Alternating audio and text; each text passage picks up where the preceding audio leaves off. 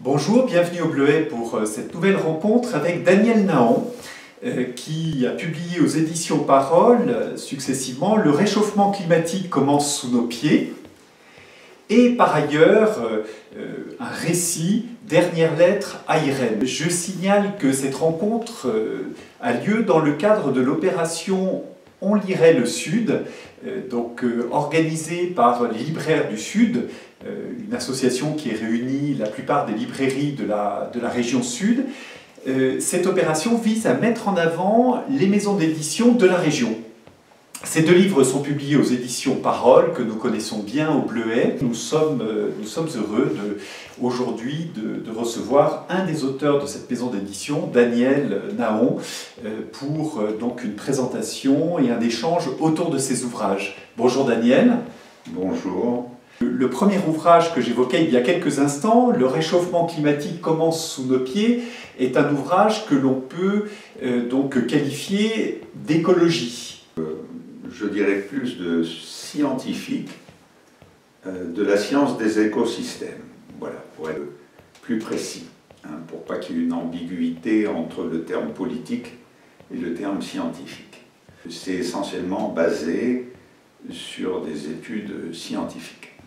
Voilà, alors Daniel donc, est universitaire, a enseigné longuement à l'université Aix-Marseille, par ailleurs a eu diverses responsabilités importantes dans le domaine de la recherche universitaire, et donc à un moment donné, vous publiez un ouvrage qui est destiné au grand public, qui n'est pas en soi de recherche scientifique pure. Pour quelle raison ? Pour une raison simple, c'est que maintenant il n'y a plus de réelle séparation entre le public et les découvertes scientifiques. Entre le fait scientifique, c'est-à-dire ce qui est, et le fait sociétal, ce qui doit être.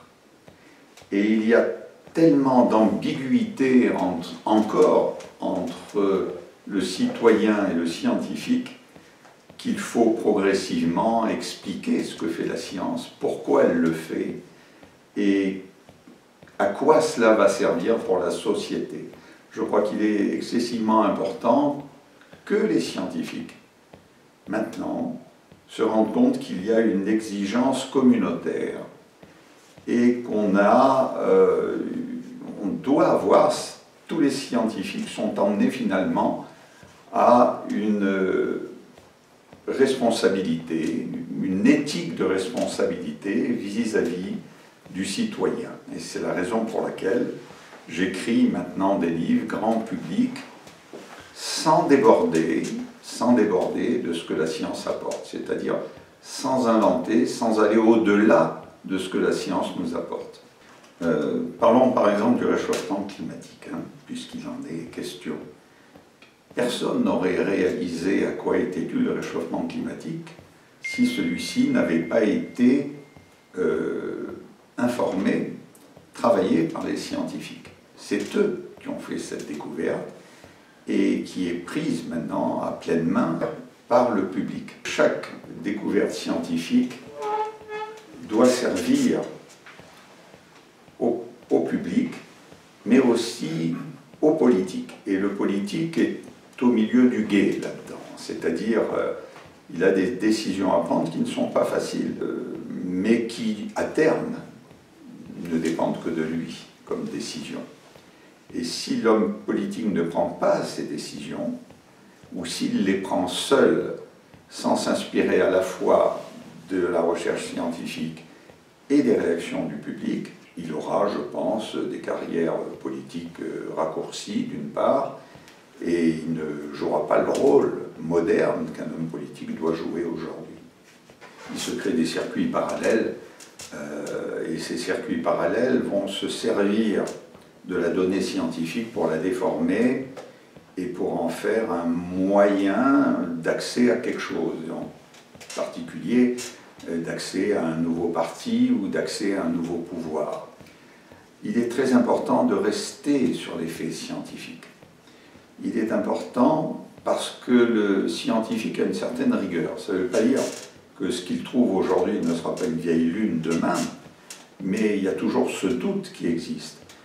Et malheureusement, dans le scientisme, il n'y a aucun doute qui existe. Aucun doute. Ces gens s'accaparent d'une idée et en font une croisade sur cette idée, qui peut-être n'est pas entièrement exacte. Et le scientifique sait modérer cela par les nouvelles. Vous savez, c'est Bachelard qui disait qu'une science a l'âge de ses instruments. C'est un peu vrai. Quand vous avez une norme où on vous dit, voilà, il faut par exemple moins de 1%, vous ne pouvez pas prendre ce produit comme un produit pour nourrir les gens. Mais on va inventer des appareillages qui sont de plus en plus sophistiqués, qui vont vous montrer qu'il y a beaucoup plus de produits ou beaucoup moins de produits interdits. Donc la science, c'est un renouveau constant que n'ont jamais les gens qui prennent les faits scientifiques pour s'en servir à d'autres fins. Il y a donc, nous les scientifiques, nous sommes anti-scientistes. Et nous voulons vraiment expliquer que il est important, par exemple, pour la faim dans le monde, pour l'agriculture, qu'elle soit scientifique et solidaire. Sinon, il n'y aura plus d'agriculture.